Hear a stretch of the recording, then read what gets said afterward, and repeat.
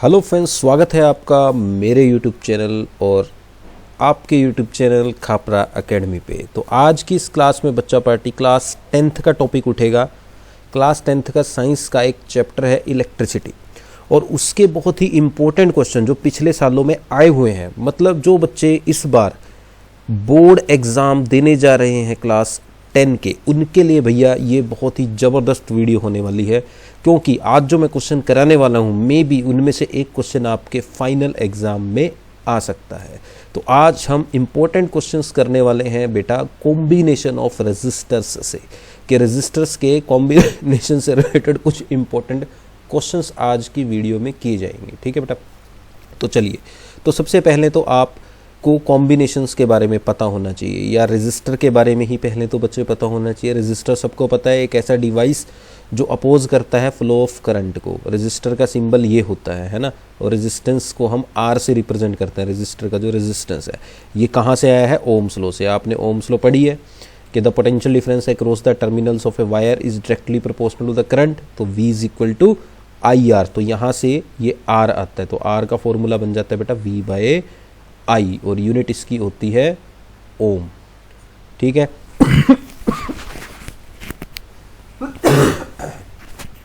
Sorry, तो unit इसकी बेटा बन जाती है ओम। तो अब हम इससे रिलेटेड न्यूमेरिकल्स करेंगे रेजिस्टर्स के कॉम्बिनेशन के। तो पहले आप कॉम्बिनेशन समझ लो क्या होते हैं बेटा। सबसे पहले हम डिस्कस करेंगे बच्चों सीरीज कॉम्बिनेशन। अब जैसे मान लिया मेरे पास बहुत सारे रेजिस्टर हैं बेटा, ऐसे ऐसे, जैसे 3 रेजिस्टर हैं, तो मैं कब बोलूँगा कि सीरीज़ में है? अब किसी भी रेजिस्टर को अगर आप ध्यान से देखो बेटा, जैसे मेरे पास 3 रेजिस्टर हैं, एक की वैल्यू R1 है, एक की R2, एक की R3, तो इनके 2 एंड्स होते हैं ना। किसी भी रेजिस्टर में कितने एंड्स होते हैं बच्चा पार्टी? 2 एंड्स होते हैं। तो अगर मैं 2 रेजिस्टर्स को ऐसे जोड़ूँ आपस में कि इनमें एंड टू एंड कनेक्शन हो, कैसा कनेक्शन हो बेटा? एंड टू एंड कनेक्शन, तो इसका मतलब है वो सीरीज में जुड़े हुए हैं। जैसे यहाँ मैं आपको दिखाता हूँ कि अगर मैं ये जो मेरा रेजिस्टर है R1, इसको दूसरे रजिस्टर R2 से जोड़ दूं और इस तरह से जोड़ूं कि इनका सिर्फ एक एंड ही आपस में जुड़े, दूसरे जो एंड्स हैं वो आपस में ना जुड़े, तो ये सीरीज में होंगे। इसी तरह से मैं तीसरा रजिस्टर भी ले लूं R3 और उसका भी एक ही एंड इनसे जोड़ूं, तो मैं बोल सकता हूं कि इस टाइम ये तीनों रजिस्टर किस में है बेटा? सीरीज में। और जब भी रजिस्टर सीरीज में होंगे तो टोटल रेजिस्टेंस कैसे निकलता है सीरीज का? सिंपली सभी रजिस्टर्स क्या हो जाते हैं बच्चा पार्टी? ऐड हो जाते हैं। ठीक है। और पैरेलल कॉम्बिनेशन क्या होता है कि जैसे मान लिए बच्चे मेरे पास 2 रजिस्टर हैं, एक रजिस्टर R1 है और एक रजिस्टर R2 है। मैं कहता हूं कि मैंने इनको पैरेलल में जोड़ना है, तो पैरेलल में कैसे जोड़ते हैं बेटा 2 रजिस्टर्स को? हम सिंपली उनके दोनों एंड्स को आपस में जोड़ते हैं। तो जब दोनों एंड्स जुड़े तो उसे बोला जाता है पैरेलल कॉम्बिनेशन। और पैरेलल कॉम्बिनेशन में बेटा नेट रेजिस्टेंस कैसे निकलेगा फिर? जैसे अभी इन 2 रजिस्टर्स का अगर नेट रेजिस्टेंस निकालूँ तो रेसिप्रोकली ऐड होते हैं, 1/R1 + 1/R2। तो ये फॉर्मूला आपको याद रखना है। इसके अलावा छोटी छोटी बातें याद रखनी है कि सीरीज कॉम्बिनेशन में करंट सेम रहता है बेटा, करंट रिमेन सेम, और वोल्टेज क्या होती है बेटा? Divide, voltage is divided. और पैरेलल के केस में क्या होता है बेटा? करंट डिवाइड हो जाता है। जैसे टोटल करंट I आ रहा था, तो ये ऊपर और नीचे वाले रजिस्टर में क्या हो जाएगा? डिवाइड। कुछ करंट ऊपर वाले में चला जाएगा, कुछ करंट नीचे वाले में चला जाएगा। यानी कि जो पैरेलल कॉम्बिनेशन है बेटा, याद रखना, उसमें करंट सेम नहीं होता। करंट क्या हो जाता है हमारा? टोटल करंट डिवाइड हो जाता है। ठीक है। और वोल्टेज सेम रहती है बच्चे। क्या सेम रहती है? वोल्टेज सेम रहती है, वोल्टेज इज सेम। ठीक है। तो ये छोटी छोटी बातें आपको ध्यान रखनी है। तो चलिए अब सीधा डायरेक्ट क्वेश्चंस करते हैं, टाइम वेस्ट नहीं करेंगे। तो फर्स्ट क्वेश्चन आपके सामने है, एनसीईआरटी का क्वेश्चन है, आपकी 10th क्लास की एनसीईआरटी की बुक का क्वेश्चन है। A piece of wire of resistance R is cut into 5 equal parts. These parts are then connected in parallel. If the equivalent resistance of this combination is R prime, then the ratio R/R prime will be. ठीक है। तो आपको यहाँ पे क्या निकालना है बेटा? आपको यहाँ पे R/R प्राइम कैलकुलेट करना है। तो कैसे कैलकुलेट करेंगे? देखो, तो आपको दिया क्या है? आपको कहा है कि ये कोई वायर है, तो भाई ये मेरे पास कोई वायर है सपोज, और इस वायर का टोटल रेजिस्टेंस बच्चों कितना है? R। अब इन्होंने क्या कहा कि इस वायर को कितने हिस्सों में तोड़ दिया बेटा मैंने? 5। जिसको 5 हिस्सों में तोड़ दिया। तो 5 हिस्सों में जब वायर को तोड़ देंगे तो इतना इतना टुकड़े बचेंगे 5। ये देखो है ना, इस वायर को अगर मैं 5 हिस्सों में तोड़ दूँ, 1 2 3 4 और ये 5, ठीक है ना, तो मेरे पास वायर के 5 टुकड़े आ जाएंगे इस तरह के। हाँ या ना, यहाँ तक समझे? तो मैंने इस वायर को 5 टुकड़ों में तोड़ दिया तो मेरे पास 5 टुकड़े आ गए, 1 2 3 4 और ये 5। फिर मैंने क्या किया, इन 5 टुकड़ों को आपस में पैरेलल में जोड़ा है। तो पहले इस चीज़ को देखो, अब आपने पढ़ा है बेटा कि रेजिस्टेंस जो है वो डायरेक्टली प्रोपोर्शनल होता है लेंथ के। अगर मैं मान लूँ कि इस वायर की टोटल लेंथ L है तो इसके हर टुकड़े की लेंथ कितनी हुई भैया, L/5 हुई, क्योंकि 5 टुकड़े हैं तो हर टुकड़े की लेंथ कितनी होगी बच्चा पार्टी, L/5 होगी, है ना। तो अगर हर टुकड़े की लेंथ कम हो गई है तो रेजिस्टेंस भी ऑब्वियस सी बात है कम हो गया होगा, क्योंकि हमने तो पढ़ा है कि रेजिस्टेंस जो है वो लेंथ के डायरेक्टली प्रोपोर्शनल होता है। अगर लेंथ कम होगी तो रेजिस्टेंस भी तो कम होगा बच्चा, ठीक है ना। तो लेंथ अगर कम हुई तो रेजिस्टेंस भी कम होगा। तो इसका मतलब जो मेरी ये वायर्स के जो 5 टुकड़े हुए हैं, हर टुकड़े का रेजिस्टेंस कितना हो जाएगा अगर लेंथ पहले से कम हो गई है।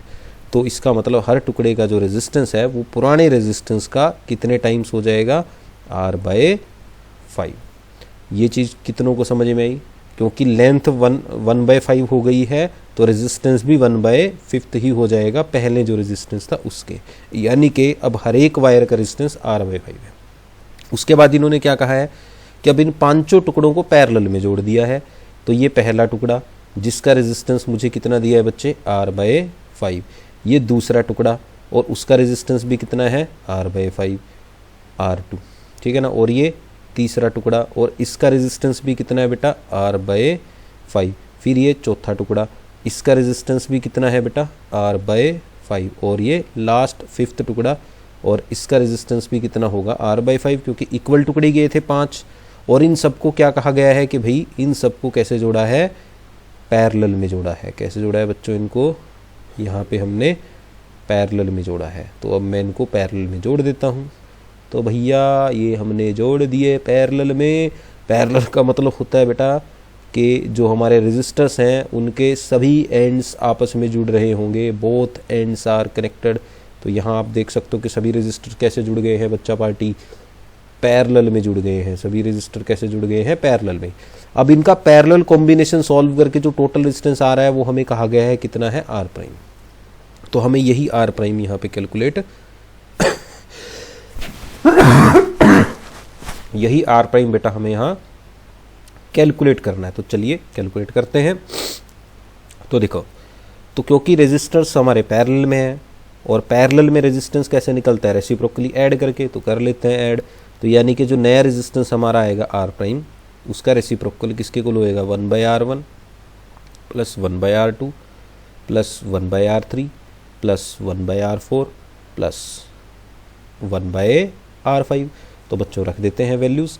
तो 1/R' that is equal to 1/R/5 plus 1/R/5 plus 1/R/5 plus 1/R/5 plus 1/R/5 भी आ गया।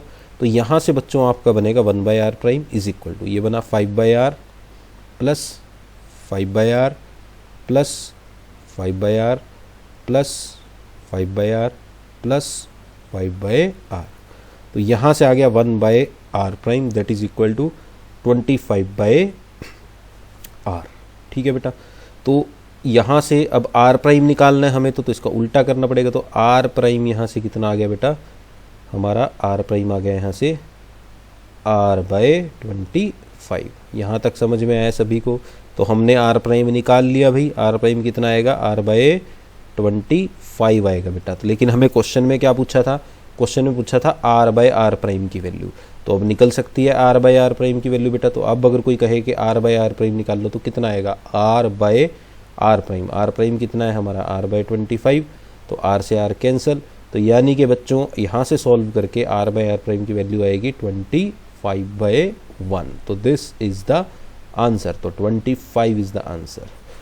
तो ये था आपका फर्स्ट क्वेश्चन। तो इजी क्वेश्चन था, एक बार दोबारा बता देता हूँ क्या किया था। हमें कहा था कि एक वायर है जिसकी टोटल लेंथ मान लिया हमने L है, उस वायर का रेजिस्टेंस R है, 5 टुकड़े कर दिए, 5 टुकड़ों को फिर पैरेलल में जोड़ दिया। तो नेट रेजिस्टेंस बताओ कितना होगा, और उसके बाद आर बाई आर प्राइम निकाल लो। तो हमने 5 टुकड़े किए, क्योंकि 5 टुकड़े किए हैं बराबर लेंथ के, तो हर एक टुकड़े की लेंथ L/5 हुई। अब रेजिस्टेंस लेंथ के डायरेक्टली प्रोपोर्शनल होता है, तो हर एक टुकड़े का रेजिस्टेंस भी फिर 1/5 टाइम्स हो गया टोटल रेजिस्टेंस के। तो इस तरह से फिर इनको जब पैरेलल में जोड़ा, पैरेलल कॉम्बिनेशन सॉल्व किया, आर प्राइम निकला, तो आर बाई आर प्राइम भी आ गया। तो ये था फर्स्ट न्यूमेरिकल। अब चलते हैं बेटा सेकंड न्यूमेरिकल की तरफ। सेकंड न्यूमेरिकल है बेटा आपका कि 2 conducting wires of the same material and of equal length and equal diameter are first connected in series and then in parallel, ठीक है, across the same voltage. The ratio of heat produced in series and parallel combination would be. तो बहुत ही आसान question है। आपको क्या कहा है बेटा, यहाँ 2 वायर्स हैं बेटा। एक वायर मान लिया ये है और एक वायर ये है, 2 वायर्स हैं आपके पास, ठीक है। 2 wires of same material, same material के दोनों, लेंथ भी दोनों की सेम है, इसकी लेंथ भी L है और इस वायर की लेंथ भी L है। इक्वल डायमीटर, मोटाई भी दोनों वायर्स की सेम है, इसकी मोटाई और इसकी मोटाई सेम है, डायमीटर सेम है। इन दोनों वायर्स को पहले तो सीरीज में कनेक्ट किया गया, फिर इन्हीं दोनों वायर्स को पैरेलल में कनेक्ट किया गया। तो आपको बताना है दोनों केसेस में कितनी हीट प्रोड्यूस होगी सेम वोल्टेज अप्लाई करने से। अब क्योंकि बेटा इनका लेंथ भी सेम, इनका डायमीटर भी सेम, तो इसका मतलब दोनों वायर्स का रेजिस्टेंस क्या होना चाहिए, सेम होना चाहिए, क्योंकि सेम फैक्टर है। आपने पढ़ा है रेजिस्टेंस 2 फैक्टर्स पे डिपेंड करता है, लेंथ पे और एरिया पे। तीसरा वो डिपेंड करता है नेचर ऑफ द मटेरियल पे और फिर टेम्परेचर पे। अब यहाँ पे टेम्परेचर में भी कोई चेंज नहीं आ रहा, नेचर ऑफ मटेरियल भी सेम है, दोनों वायर सेम मटेरियल की हैं, लेंथ भी सेम है, डायमीटर सेम है, तो एरिया भी सेम हुआ। इसका मतलब दोनों वायर्स का रेजिस्टेंस पक्का इक्वल है। तो एक बार तो इनको सीरीज में कनेक्ट किया गया है, जो मैं केस 1 बना के डिस्कस कर रहा हूँ। तो केस 1 में क्या कहा है कि दोनों वायर्स को हमने कैसे कनेक्ट कर दिया भाई, इस तरह से सीरीज में। तो ये वायर है R1 जिसका रेजिस्टेंस R, ये वायर R2 जिसका रेजिस्टेंस R, सीरीज में कनेक्ट कर दिया और इनके अक्रॉस सेम वोल्टेज लगाई है। मान लिया कितनी वोल्टेज लगाई है, पोटेंशियल डिफरेंस कितना लगाया है, पोटेंशियल डिफरेंस को ही वोल्टेज बोलते हैं बेटा, कितने वोल्ट, V वोल्ट। तो इस केस में कितनी हीट प्रोड्यूस होगी, और जब इनको पैरेलल में जोड़ेंगे तब कितनी होगी। तो पहले केस 1 में देखते हैं, जब हमने इनको कैसे कनेक्ट किया है बेटा, सीरीज में कनेक्ट किया है, तब कितनी हीट प्रोड्यूस हो रही है। तो सीरीज में कनेक्ट किया है तो टोटल रेजिस्टेंस कितना आने वाला है, सीरीज में सिंपली ऐड हो जाता है बच्चा पार्टी। तो टोटल रेजिस्टेंस यहाँ आ जाएगा आपका R प्लस R, तो टोटल रेजिस्टेंस आपका बन जाएगा 2R। तो ये तो सीरीज का टोटल रेजिस्टेंस, लेकिन आपको निकालनी है हीट। अब हीट के कई फॉर्मूले होते हैं बच्चों। अब हीट का यहाँ कौन सा फॉर्मूला यूज़ करोगे आप, वो मैं आपको बताता हूँ, ध्यान से समझना कि कहाँ हीट का कौन सा फॉर्मूला यूज़ करना है। अब हीट का जूल्स लॉ ऑफ हीटिंग आपने पढ़ा है बच्चे, joules law of heating NCERT में पढ़ा है सभी बच्चों ने।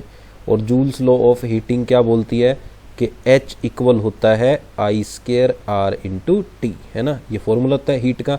लेकिन क्या ये फॉर्मूला यहाँ यूज़ होगा इस कंडीशन में, इस सिचुएशन में, इस क्वेश्चन में? नहीं होगा। क्यों? क्योंकि इस सिचुएशन में हमें कहा है सेम पोटेंशियल डिफरेंस दिया है जी, हमें क्या दिया है इस क्वेश्चन में, सेम पोटेंशियल डिफरेंस। तो क्योंकि सेम पोटेंशियल डिफरेंस दिया है बच्चा पार्टी, तो इसलिए हम यहाँ करंट वाला फॉर्मूला नहीं यूज़ करेंगे, पोटेंशियल डिफरेंस वाला यूज़ करेंगे। तो पोटेंशियल डिफरेंस की फॉर्म में हीट बन जाती है V² bye R into T, ठीक है। ये फॉर्मूला कैसे आया हीट का, मैं बता देता हूँ। देखो हीट आपको पता है क्या है, I² R T, ठीक है। ओम्स लॉ बोलती है V is equal to IR, तो I क्या हो गया, V बाय R। तो यहाँ I की वैल्यू रख दो, क्या बनेगा, V बाय R का square into R into t. तो हीट यहाँ से बन जाती है बेटा V² by R² into R into t, एक R से एक R कैंसिल। तो हीट का ये फॉर्मूला समझ में आया, V² bye R into t. तो ये फॉर्मूला ऐसे आया है, ठीक है, क्लियर है। तो अब यहाँ पे इस फॉर्मूले को हम क्या करेंगे, यूज़ करेंगे और क्या निकाल लेंगे, हीट निकाल लेंगे कितनी है, ठीक है। तो जूल्स लॉ ऑफ हीटिंग का मैं यहाँ पे बच्चे यूज़ करने वाला हूँ। थोड़ी सी स्पेस बना लेता हूँ, इसको कर देते हैं रब, कर दिया जी रब। अब यहाँ पे स्पेस हो गई है खाली। अब हम करते हैं क्वेश्चन। तो कितनी हीट प्रोड्यूस हो रही है बेटा सीरीज वाले केस में, हम फॉर्मूला यूज़ करेंगे वोल्टेज वाला, V² bye R into t. तो कितनी हीट हो रही है टी टाइम के अंदर, V² बाय RS, RS कितना है हमारा 2R, है ना, RS कितना है 2R इंटू टी। तो इतनी हीट सीरीज कॉम्बिनेशन में हो रही है, इसको इक्वेशन 1 मान लेते हैं। अब सेकंड केस डिस्कस करते हैं बेटा। सेकंड केस था जब वायर्स का कौन सा कॉम्बिनेशन लिया है बच्चे, हमने पैरेलल कॉम्बिनेशन लिया है। तो जब वायर्स का पैरेलल कॉम्बिनेशन लेंगे तो क्या होगा, अब सेम ये जो वायर्स थी इनको मैं सीरीज की बजाय कनेक्ट कर रहा हूँ बच्चा पार्टी पैरेलल में। तो यहाँ R1 भी R है, R2 भी R है। इस बार कैसे कनेक्टेड है, पैरेलल में, और कितनी वोल्टेज अप्लाई की है मैंने, V वोल्ट। तो इस बार टोटल रेजिस्टेंस निकाल लो कितना आएगा पैरेलल कॉम्बिनेशन में। तो पैरेलल कॉम्बिनेशन में रेजिस्टेंस निकलेगा बेटा 1/RP equal to 1/R1 plus 1/R2। तो 1/RP यहाँ से आएगा बेटा 1/R प्लस 1/R, जो बनने वाला है 2/R। ठीक है, सॉल्व करो एलसीएम लेके ना। तो आपका 1/RP तो आ गया 2/R, तो यानी कि RP कितना आएगा बच्चा पार्टी, R/2 आएगा, है ना। तो इस कॉम्बिनेशन का नेट रेजिस्टेंस है R/2। तो नेट कितनी हीट इस कॉम्बिनेशन में हो रही है, क्योंकि वोल्टेज उतनी ही है तो फॉर्मूला वोल्टेज का यहाँ भी हीट वाला यूज़ करेंगे, V²/R इंटू टी। तो कितनी हीट आएगी बेटा पैरेलल कॉम्बिनेशन में, V²/RP। RP कितना है आपका, R/2 है, तो 2 ऊपर चला जाएगा तो हीट बन जाएगी बेटा 2 times of V²/R into t. तो ये पैरेलल कॉम्बिनेशन की हीट आ गई बच्चे, ठीक है। और पीछे आपकी सीरीज कॉम्बिनेशन की हीट थी, और क्वेश्चन में क्या पूछा है, रेशो निकालनी है heat produced in series and parallel. यानी कि क्वेश्चन में आपसे पूछा है heat in series by heat in parallel, ये रेशो निकालने। तो निकाल लो, हीट इन सीरीज कितनी है, V²/2R into T. Heat in parallel कितनी है, 2 times of V²/R into t. तो V² से V² कटेगा, R से R कटेगा, T से T कटेगा। तो यहाँ आपके पास बचेगा 1/2, इस 2 से मल्टीप्लाई हो जाएगा 4। तो कितनी रेशो आई बेटा, 1/4। तो this is the answer. I hope आप लोगों को ये वीडियो अच्छी लग रही होगी, ये क्वेश्चन समझ में आ गया होगा। अगर वीडियो अच्छी लग रही है तो लाइक ज़रूर कर देना भाई याद से। अब चलते हैं बेटा थर्ड न्यूमेरिकल की तरफ। तो थर्ड न्यूमेरिकल बहुत ही इंटरेस्टिंग न्यूमेरिकल है, बहुत आसान भी है, देखने में मुश्किल लग सकता है लेकिन हो जाएगा, ध्यान से समझना, बहुत ही आसान है। क्या एक मिनट बेटा, मेरे को खांसी हो रही है।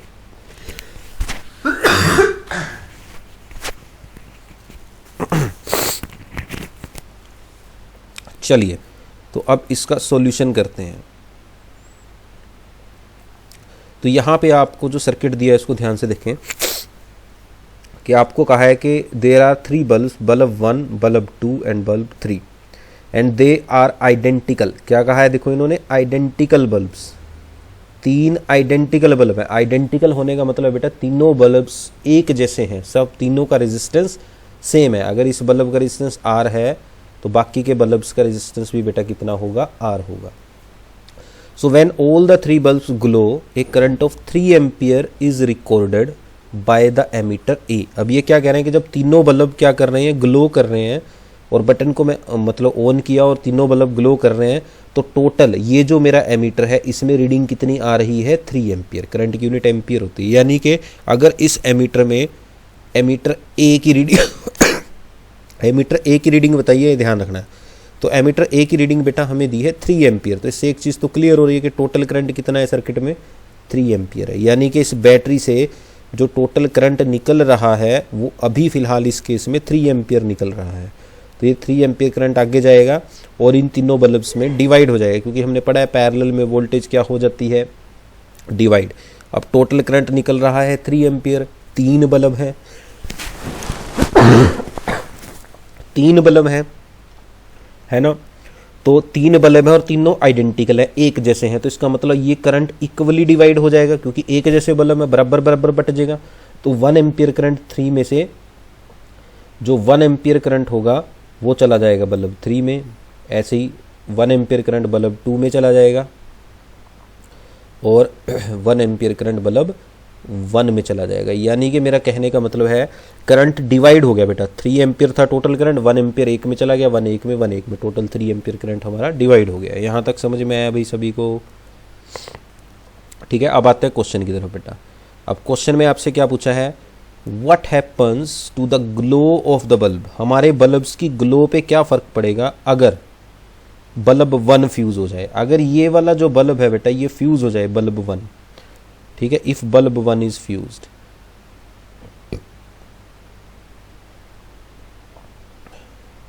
ठीक है, अगर बल्ब 1 फ्यूज हो जाता है बेटा तो उससे तो उससे जो बाकी के बल्ब्स हैं, बल्ब 2 और बल्ब 3, इनकी ग्लो पे क्या फर्क पड़ेगा, ये क्वेश्चन है। तो सोचो, अब यहां पे जरा ध्यान से सोचो, ये बल्ब की वर्किंग को समझो पहले। बल्ब की वर्किंग किस पे डिपेंड करती है बेटा, बल्ब की जो ग्लो है वो डिपेंड करती है हीट पे, कि बल्ब में कितनी हीट प्रोड्यूस हो रही है। पहले आप बल्ब का वर्किंग मैकेनिज्म समझो। जो ये सिंपल बल्ब हम यहाँ कंसीडर करते हैं, आप बल्ब में बेसिकली क्या होता है बेटा, एक फिलामेंट होता है टंगस्टन का, इस तरह से क्या होता है टंगस्टन का एक फिलामेंट। जब इस टंगस्टन के फिलामेंट में करंट जाता है तो करंट की वजह से क्या प्रोड्यूस होती है बेटा, हीट प्रोड्यूस होती है, H=I²RT फॉर्मूले को, और उस हीट की वजह से टंगस्टन फिलामेंट ग्लो करने लग जाता है और इसमें से क्या निकलती है, लाइट। यानी कि जो हीट प्रोड्यूस होगी बल्ब में वो डिपेंड कर रही है इस फॉर्मूले पे I²RT, है ना। तो एक तो करंट पे डिपेंड कर रही है, एक रेजिस्टेंस पे बल्ब के। अब बल्ब का रेजिस्टेंस तो चेंज नहीं होने वाला ठीक है ना। तो जितनी ज़्यादा हीट होगी बल्ब में उतनी ज़्यादा ग्लो होगी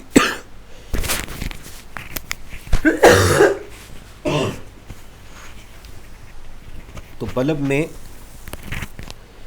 जितनी ज़्यादा हीट होगी बल्ब उतना ज़्यादा ग्लो करेगा। अब हम चेक करते हैं कि इन बल्ब्स की हीट पे क्या फ़र्क पड़ने वाला है।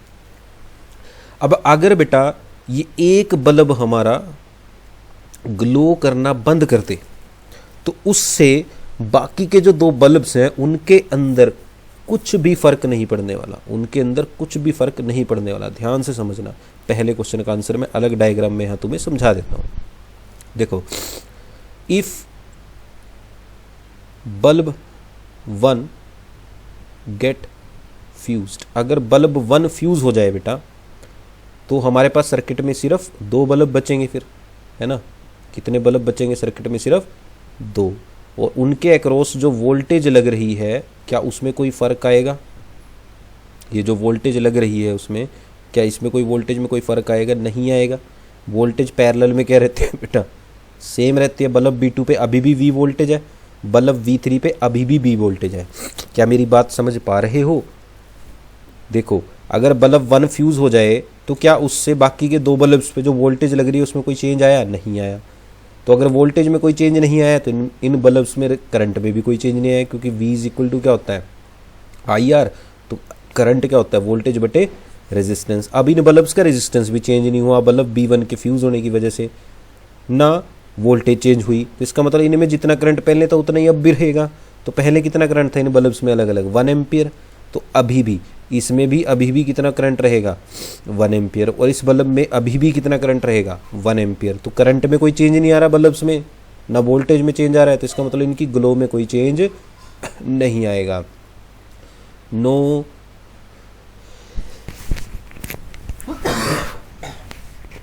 चेंज इन ग्लो, ग्लो में कोई चेंज नहीं आएगा बेटा, no change in glow. Bulb जो है बिना ग्लो के चेंज हुए आराम से जलेंगे, उतनी ही ग्लो रहेगी जितना पहले थी। कहने का मतलब मेरा नो चेंज इन ग्लो मतलब सेम ब्राइटनेस से बल्ब जलने वाले हैं, अगर एक बल्ब फुल जो है फ्यूज भी हो जाए तब भी। ठीक है, तो ये तो था आपका फर्स्ट पार्ट। अब जरा सेकंड पार्ट पे आते हैं बेटा। सेकंड पार्ट में इन्होंने कहा है what happens to the readings of A1, A2 and A3 and A when bulb B2 get fuse. अब सेकंड सिचुएशन में इन्होंने कहा है, सेकंड सिचुएशन में क्या कहा है वो समझ लें ध्यान से। सेकंड में इन्होंने कहा है कि क्या होगा हमारी एमीटर A1 और ये हमारा डायग्राम था ना, ये बल्ब थे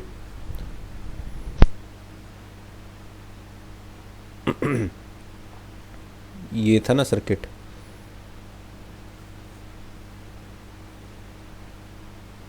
एक एमीटर ये था। अब इन्होंने क्वेश्चन पूछा है बेटा, ये बल्ब 1, ये बल्ब 2, ये बल्ब 3, कि अगर if bulb 2 is fused, what will be the reading of A2, A3 and A? ये A1, A3 एंड A, यही क्वेश्चन है। देखो अच्छा, तीनों एमीटर है A1, A2, A3 and A। ये जितने भी एमीटर लगे हैं इनकी रीडिंग्स पे क्या फ़र्क पड़ेगा अगर बल्ब B2 फ्यूज़ हो जाए। अब बेटा अगर बल्ब B2 फ्यूज़ हो जाता है, ठीक है, तो यानी कि सर्किट में नहीं रहा। अगर ये फ्यूज़ हो गया दैट मीन्स इस सर्किट में बल्ब नहीं रहा, ठीक है। तो उससे क्या फ़र्क पड़ेगा? अब देखो बल्ब 1 में कितना करंट जाएगा? अभी भी 1 एम्पियर करंट ही जाएगा क्योंकि वोल्टेज अभी भी उतनी ही लग रही है। बल्ब 2 में अभी भी कितना करंट जाएगा बेटा? 1 एम्पियर करंट जाएगा। तो इसका मतलब एमीटर A1 की रीडिंग तो कितनी आने वाली है? 1 एम्पियर। एमीटर A2 की रीडिंग कितनी आएगी? अब इस तार में कोई करंट नहीं जाएगा तो इसमें 0 एम्पियर आएगा, तो A2 की रीडिंग 0 एम्पियर। और A3 की रीडिंग कितनी होगी? ये भी 1 एम्पियर। तो टोटल ये करंट, ये वाला एमीटर क्या मापता है बेटा? Total current. तो टोटल करंट कितना है अब की बार? I1 plus I2 plus I3। तो I1 हमारा 1 एम्पियर, I2 0, I3 हमारा 1। तो इस बार टोटल करंट कितना निकल रहा है सर्किट से? 2 एम्पियर। तो यानी कि इसकी रीडिंग आएगी 2 एम्पियर। समझ गए? तो ये था इजी सा क्वेश्चन। मेरी थोड़ी तबीयत ख़राब है, बार बार खांसी उठ रही है, इसके लिए मैं आपसे दिल से माफ़ी मांगता हूँ, मुझे माफ़ कर देना। नेक्स्ट क्वेश्चन की तरफ आते हैं बेटा, क्वेश्चन नंबर 4। लेकिन पढ़ना ज़रूरी है तो इसलिए मैं लगा हूँ। तो नेक्स्ट क्वेश्चन है आपका बेटा, a student has 2 resistors 2 ohm and 3 ohm. क्या कहा इन्होंने? एक बच्चा है उसके पास 2 रजिस्टर है, एक रजिस्टर 2 ओम का है और एक रजिस्टर 3 ओम का है, ठीक है। She has to put one of them in place of R2। अब ये सर्किट दिख रहा है आपको, इस सर्किट में एक रेजिस्टेंस ये R2 है यहाँ पे और एक रेजिस्टेंस R1 है जिसकी वैल्यू 4 ओम है। अब इस बच्चे को करना क्या है? इस R2 की जगह कोई रेजिस्टेंस रखना है, या तो ऑप्शन उसके पास 2 ओम का है या ऑप्शन 3 ओम का है, ठीक है। कि वो कितना इन दो में से, क्वेश्चन ये है कि 2 ओम और 3 ओम में से कौन सा रेजिस्टेंस वो यहाँ रखे R2 की जगह, such that the current she need in the entire circuit is exactly 9 ampere, ताकि टोटल करंट सर्किट में कितना हो जाए? 9 एम्पियर। मतलब यहाँ जो ये करंट आ रहा है ना सर्किट में टोटल बेटा, ये कितना हो जाए? 9 एम्पियर हो जाए। मेरी बात आ रही है समझ में? करंट कितना चाहिए सर्किट में? 9 एम्पियर। तो आपको कैलकुलेशन से बताना है, ठीक है, show by calculation which of the 2 resistor she should choose. इनमें से वो कौन सा रजिस्टर चूज करे ताकि सर्किट में बेटा टोटल करंट कितना रहे हमारा? 9 एम्पियर रहे, ठीक है। सर्किट में कितना करंट रहना चाहिए हमारा? 9 एम्पियर रहना चाहिए। तो बताइए, आपको मैं 10 सेकंड 20 सेकंड देता हूँ, आप अभी इसको सोचिए कि इनमें से कौन सा रेजिस्टेंस लगाया जाए, ठीक है। और इसमें आपको एक और दिया है वोल्टेज, जो सर्किट है इसके अक्रॉस बेटा कितनी वोल्टेज लगाई गई है? 12 वोल्ट की वोल्टेज लगाई गई है, ठीक है, ये गिवन है। तो सोचो कौन सा रजिस्टर यहाँ लगाएं, 2 ओम या 3 ओम, ताकि सर्किट में टोटल करंट कितना है? 9 एम्पियर, ठीक है। तो चलिए अब इसको सॉल्व करके देखते हैं। तो इसमें इजी है बेटा, आप कैसे पता लगा सकते हो कि 9 एम्पियर करंट सर्किट में टोटल आए? आप एक बार इसकी जगह 2 ओम रख के देखो, एक बार 3 ओम रख के देखो, टोटल वोल्टेज आपको पता है, ओम्स लॉ से फिर चेक करो, ठीक है। तो 1 बाय 1 डिस्कस करते हैं। पहले मैं केस 1 डिस्कस करके देखता हूँ कि इफ़ R2 इज़ 2 ओम, कि अगर मैं R2 की जगह 2 ओम का रेजिस्टेंस यूज़ करूँ। अब इस सर्किट को मैं अगर रीड्रॉ करूँ तो क्या कुछ ऐसा नहीं बनता है सर्किट? ये पॉइंट A है, ये पॉइंट आपका B है, और एक रेजिस्टेंस ये दिया है आपको जो कितने ओम का है? 4 ओम का, और एक रेजिस्टेंस इसके पैरेलल में दिया है ये R2, जो हमने कितना मानना है इस केस में? 2 ओम, है ना। यही है ना, देखो 4 ओम और ये R1 और R2 पैरेलल में है, और हमें कहा है कि सर्किट में कितना टोटल करंट आ रहा है? 9 एम्पियर और टोटल कितनी वोल्टेज लगाई है मैंने 12 वोल्ट। तो पहले टोटल रेजिस्टेंस निकाल लो इस पैरेलल कॉम्बिनेशन का, R1 R2 किस में है, यहाँ पे बेटा जो R1 R2 है वो पैरेलल में है, तो सॉल्व कर लेते हैं। तो here R1 and R2 are in parallel, so इनका नेट रेजिस्टेंस कितना आने वाला है 1/R1 प्लस 1/R2। तो सॉल्व कर लेते हैं बेटा, 1/R is equal to 1/4 plus 1/2। सॉल्व करते हैं, 4 LCM आता है 1 प्लस 2, तो 1/R आपका आ जाता है 3/4, तो R आपका आ जाता है बेटा 4/3 ओम। तो यानी कि नेट रेजिस्टेंस आया 4/3 ओम। अब करंट निकाल के देखो, आपको पता है वोल्टेज है 12 वोल्ट और आपका नेट रेजिस्टेंस आया 4/3 ओम। तो ओम्स लॉ से V is equal to IR, तो I इज इक्वल टू क्या आ जाएगा V/R। तो V कितना है बेटा 12, R कितना है 4/3, तो I कितना आ रहा है आपका यहाँ से देखो 12 गुना 3/4, तो 4 3 जा 12, 3 3 जा 9, तो ये तो 9 आ गया। यानी कि 2 ओम से ही आपका तो क्वेश्चन सॉल्व हो गया, 3 ओम रखने की जरूरत ही नहीं फिर। तो इसका मतलब हमें ये 2 ओम ही लगाना पड़ेगा। ऐसे ही आप अगर चाहो तो 3 ओम रख के देखना, आपका आंसर 9 ओम नहीं आने वाला। तो इसका आंसर क्या आएगा बेटा 2 ओम आएगा। केस 1 से ही हमारा सॉल्व हो गया, ठीक है। नेक्स्ट क्वेश्चन देखो, question number 5, find the resistance between A and B as shown in the figure. Point A और पॉइंट बी के बीच का रेजिस्टेंस निकालना, बहुत आसान क्वेश्चन है। डायग्राम को ध्यान से देखो, पॉइंट ए और पॉइंट बी के बीच का रेजिस्टेंस निकालना है, तो ध्यान से देखो इनके बीच की सिचुएशन को। तो ए और बी के बीच में एक तो बेटा 4 ओम का रेजिस्टेंस है, ठीक है, और फिर ए से एक 2 ओम का रेजिस्टेंस निकल रहा है और यहाँ ये पॉइंट सी मान लिया मैंने, और फिर एक रेजिस्टेंस ये निकल रहा है 2 ओम। तो इसके लिए आपको इसको थोड़ा सा सिंप्लीफाई करना पड़ेगा सर्किट को। क्या करना पड़ेगा सर्किट को बेटा, सिंप्लीफाइड करना पड़ेगा। तो इसका सिंप्लीफाइड सर्किट बच्चे अगर मैं बनाता हूं तो क्या बनेगा, देखो ध्यान से, ये पॉइंट ए है आपका और यहाँ पे ये मैंने ले लिया एक 4 ओम का रेजिस्टेंस। अब अगर मैं ऊपर ध्यान से देखूं तो ये 2 ओम और ये 2 ओम दोनों किस में है, ध्यान से देखो 2 ओम किस में है, सीरीज में है, इनका एक ही एंड आपस में जुड़ा हुआ है देखो। तो अगर आप इसका सिंप्लीफाइड सर्किट बनाओ तो कुछ ऐसा बना सकते हो, देखो ए और बी के बीच में ऊपर वाले जो ये 2 रजिस्टर हैं 2 ओम और ये 2 ओम, ये दोनों किस में है, देखो 2 ओम सीरीज में है, एंड टू एंड कनेक्शन है। तो अब बहुत आसान हो गया क्वेश्चन, ध्यान से देखो। तो हमें बस क्या करना है, 2 और 2 का सीरीज कॉम्बिनेशन लेना है, फिर उसको 4 ओम के साथ पैरेलल में ले लेना है। तो 2 और 2 का सीरीज कॉम्बिनेशन लेके सॉल्व कर लो। यहाँ पे इसको मान लो R1, इसको मान लो R2, इसको मान लो R3। तो सॉल्यूशन में क्या आएगा बेटा, तो here R1 and R2 are in series, तो इनका सीरीज कॉम्बिनेशन सॉल्व कर लो। सो देयर इक्विवेलेंट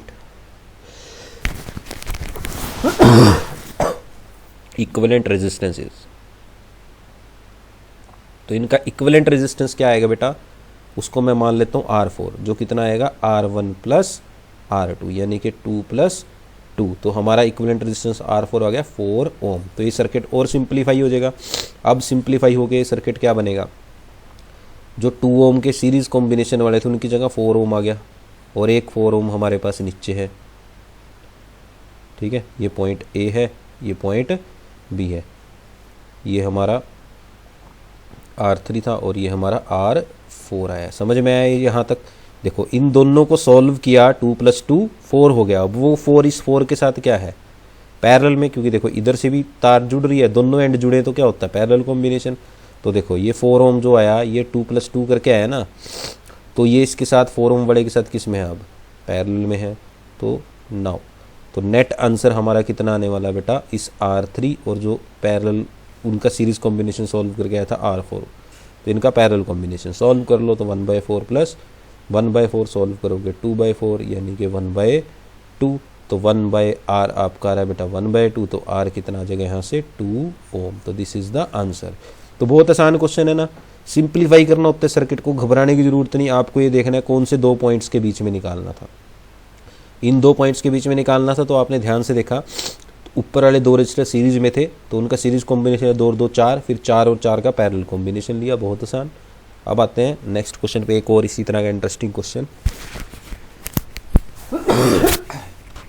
क्वेश्चन है बेटा, find the current drawn from battery by the network of 4 resistors as shown in the figure. ये 4 रजिस्टर जो आपको दिए हैं ये कितना करंट सर्किट से निकाल रहे हैं ये बताना है आपको, ठीक है। तो इसके लिए पहले आपको नेट रेजिस्टेंस निकालना पड़ेगा। देखो ओम्स लॉ लगा के करंट तो निकल जाता है, V equal to I R, तो I लग जाता है V बाई आर। तो भाई V तो हमें पता है 3 वोल्ट है, लेकिन अभी हमें R नहीं पता, टोटल रेजिस्टेंस निकालना पड़ेगा। अब टोटल रेजिस्टेंस कैसे निकलेगा इसका, तो इसका भी टोटल रेजिस्टेंस निकालते टाइम आपको बहुत ध्यान से देखना पड़ेगा बेटा। ये जो बैटरी है ये किस तरह से कनेक्टेड है, ये देखो इस बैटरी का जो पॉजिटिव टर्मिनल है एक तो यहाँ कनेक्टेड है, इस पॉइंट को मान लो A, और जो नेगेटिव टर्मिनल है इस बैटरी का वो यहाँ कनेक्ट है, तो इसको मान लो B। तो यानी कि जो नेट रेजिस्टेंस है वो पॉइंट A और B के बीच में आना चाहिए, ठीक है। अब मैं इसका सिंप्लीफाइड सर्किट आपको बना के दिखा रहा हूँ, ध्यान से देखना। ये मेरा पॉइंट A, ठीक है, और यहाँ पे ये मेरा पॉइंट B। पॉइंट A और B के बीच में एक रेजिस्टेंस है 10 ओम का R4, तो पॉइंट A और B के बीच में एक रेजिस्टेंस मैंने बना दिया 10 ओम का जो है R4। इसके अलावा जो पॉइंट A है मेरा वो जाके जुड़ रहा है किससे, बैटरी से, 3 वोल्ट की बैटरी है, और ये B पॉइंट से भी जुड़ रही है जाके, इधर देखो। अब A और B के बीच में यहाँ तक का तो हो गया। अब A से एक तार और निकल रही है जिसमें एक 10 ओम का R1 है, फिर 10 ओम का एक और R2 है, और 10 ओम का R3 है। अब अगर मैं ऐसा बना दूँ इसको कि A से एक तार निकली, उससे एक R1 जुड़ा हुआ है 10 ओम का, और 10 ओम के R1 के साथ एक R2 जुड़ा हुआ है वो भी 10 ओम का है, और फिर एक बेटा R3 जुड़ा हुआ है वो भी 10 ओम का है, और ये जाके पॉइंट B से ऐसे जुड़ रहा है ना।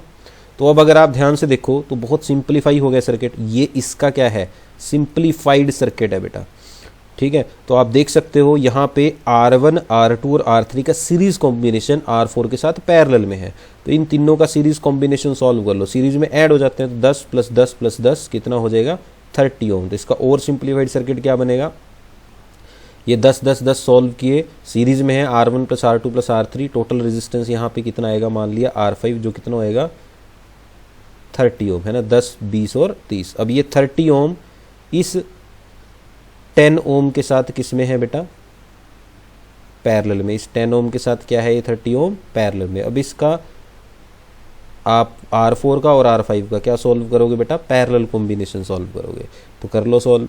तो यानी कि नेट रेजिस्टेंस आपका आएगा 1/R4 + 1/R5, तो 1/R यहाँ से आ जाएगा 1/R4। R4 कितना है आपका 10 + 1/R5, R5 कितना है आपका 30, तो 10 और 30 का एलसीएम 30, 3 + 1, तो 1/R आ जाएगा 4/30, ठीक है। तो 2 दूनी 4, 15 दूनी 30, तो 1/R आपका आ गया 2/15, तो R आ गया यहाँ से 15/2 यानी कि 7.5 ओम। तो नेट रेजिस्टेंस निकल गया बेटा 7.5, तो करंट भी निकल जाएगा। आपको पता है V = क्या होता है, IR, तो I क्या आएगा, V/R। तो V कितना है बेटा आपका, V है 3 वोल्ट, तो V है आपका 3 वोल्ट, और R कितना है देखो 15/2, तो 15/2, तो ये बनेगा 3 × 2/15, तो 3 × 5 = 15। तो कितना करंट आया बेटा यहाँ से 2/5, कितना करंट आया 2/5 यानी कि 0.4 एम्पियर। तो इस तरह से आपका करंट निकल गया। तो बहुत आसान क्वेश्चन था, करंट निकालना था तो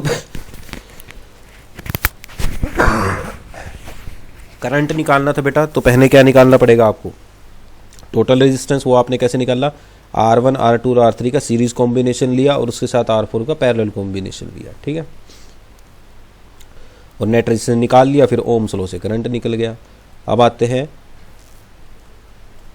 नेक्स्ट क्वेश्चन की तरफ। आसान सा क्वेश्चन है, देखो क्या क्वेश्चन है कि study the following electric circuit and find the current through following circuit, ठीक है। पोटेंशियल डिफरेंस अक्रॉस 10 ओम।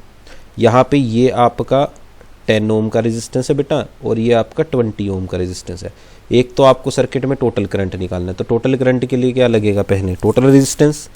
तो पहले का सोल्यूशन देखो, पहले आप टोटल रेजिस्टेंस निकाल लोगे, सीरीज में है तो टोटल रेजिस्टेंस आएगा R1 प्लस R2 यानी कि 10 प्लस 20। तो टोटल रेजिस्टेंस बेटा आपका आएगा 30 ओम, ये टोटल रेजिस्टेंस आ गया।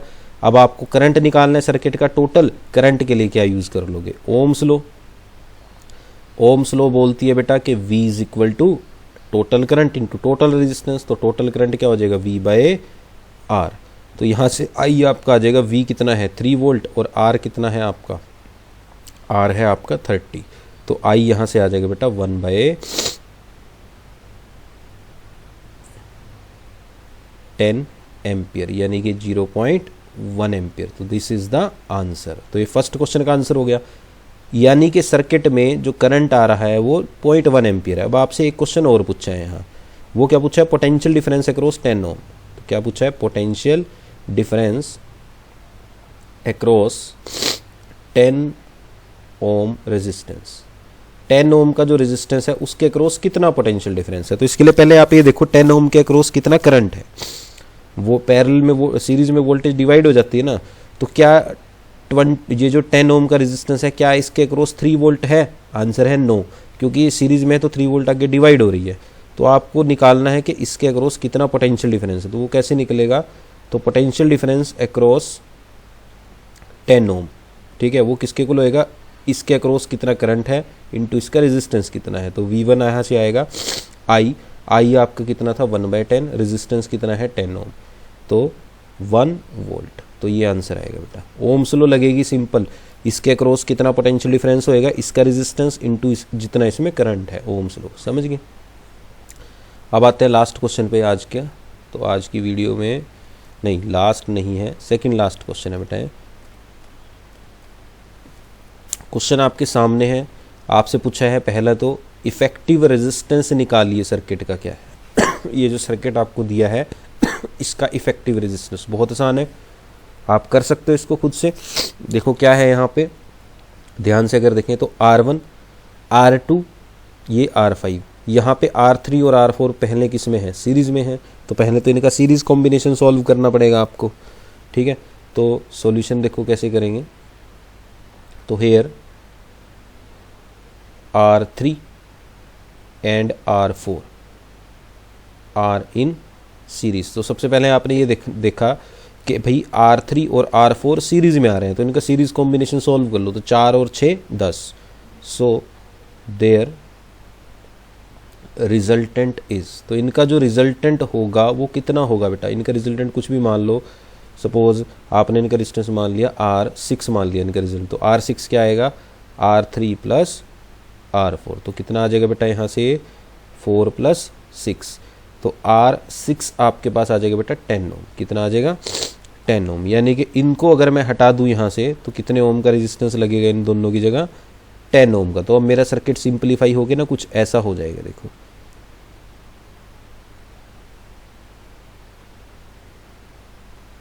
अब सर्किट सिंपलीफाई होके कुछ ऐसा बनेगा, ये मेरा 5 ओम, ये 10 ओम, ये 10 ओम, और अब इन दोनों की जगह भी क्या आ गया बेटा, यहाँ पे 10 ओम आ गया। ये मेरा R1 था, ये R2 था, ये R5 था, और इन दोनों की जगह मेरे पास अब R6 आ गया 10 ओम। अब इसको और सॉल्व करेंगे, और सॉल्व करोगे तो क्या आएगा, देखो अब R2, अब ध्यान से और देखो, अब R2 और R6 पैरेलल में है, इन दोनों को ध्यान से देखो, ये दोनों किस में है, पैरेलल में है। Now R2 and R6 are parallel, so there resultant is, तो इनका रिजल्टेंट क्या आएगा बेटा, पैरेलल में कैसे निकलता है नेट रेजिस्टेंस। तो हमने माना R7 है इनका नेट रिजल्टेंट, तो ये आएगा 1/R2 प्लस 1/R6, यानी कि 1/10 प्लस 1/10। सॉल्व किया तो 2/10 यानी कि यहाँ से आपके पास आ गया 1/R7 इज इक्वल टू 1/5। तो R7 आपका आ गया बेटा 5 ओम, ठीक है। तो यानी कि इन दोनों को सॉल्व करके 5 ओम का रेजिस्टेंस आता है। तो अब आपका सर्किट और सिंप्लीफाई हो गया। अब इन दोनों की जगह आप 5 ओम का रेजिस्टेंस रख सकते हो, तो आपका आंसर आएगा यहाँ से।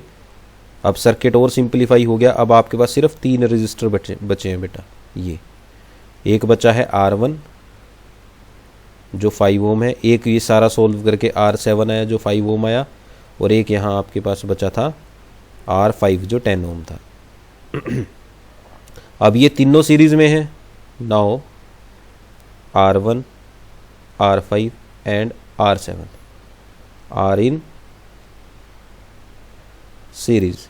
सो टोटल रेजिस्टेंस कितना आएगा बेटा? R1 plus R7 plus R5, तो कितना आएगा? 5 प्लस 5 प्लस 10, तो यानी कि टोटल रेजिस्टेंस आ जाएगा हमारा 20 ओम। तो कितना रेजिस्टेंस आएगा बेटा? टोटल 20 ओम। तो ये फर्स्ट क्वेश्चन का आंसर आ गया। इफेक्टिव रेजिस्टेंस सर्किट का कितना है बेटा?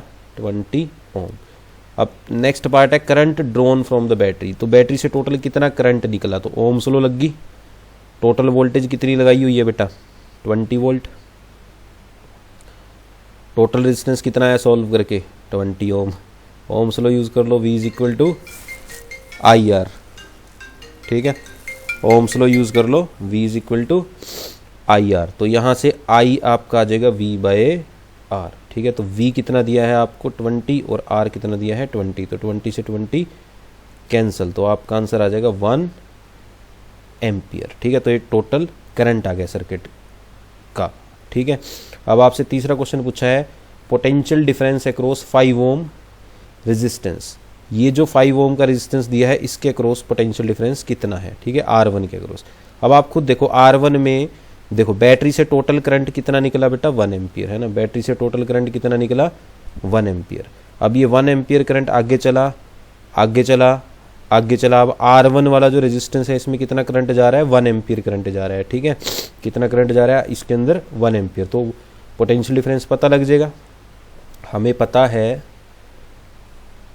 करंट अक्रॉस 5 ओम रेजिस्टर कि जो 5 ओम का रेजिस्टर है उसके अक्रॉस करंट कितना है? 1 एम्पियर है। सो पोटेंशियल डिफरेंस कितना होगा बेटा? वोल्टेज किसके इक्वल होती है? I into R। तो वोल्टेज कितनी आ जाएगी? 1 इंटू 5, यानी कि कितनी वोल्टेज है इसके अक्रॉस बेटा? 5 वोल्ट। तो इस क्वेश्चन का आंसर आएगा 5 वोल्ट। था ना आसान? अब आते हैं नेक्स्ट क्वेश्चन पे। बहुत ही आसान क्वेश्चन है ये। क्वेश्चन मैं आप लोगों के लिए छोड़ता हूँ, ये आप लोगों का होमवर्क है। ठीक है ना। इसका आंसर कमेंट बॉक्स में लिखें। राइट, देखते हैं कितने बच्चे इसको सॉल्व कर पाते हैं। Answer in comment box. बहुत आसान क्वेश्चन है, इसको सॉल्व करो और आंसर अपना लिखो। सिंपल कहा है, 3 रजिस्टर है 6, 9 और 21 सीरीज में कनेक्टेड है। 12 वोल्ट की बैटरी है। इस तरह से 3 रजिस्टर हैं बेटा, सीरीज में कनेक्टेड है और इनके अक्रॉस एक 12 वोल्ट की बैटरी लगी है। तो टोटल रेजिस्टेंस निकालना है, करंट निकालना है और 21 ओम के अक्रॉस वोल्टेज निकालनी है। तो अपना आंसर कमेंट बॉक्स में ज़रूर लिखें। तो ये थी आज की वीडियो। उम्मीद है आपको पसंद आई होगी। मिलते हैं नेक्स्ट वीडियो में। धन्यवाद।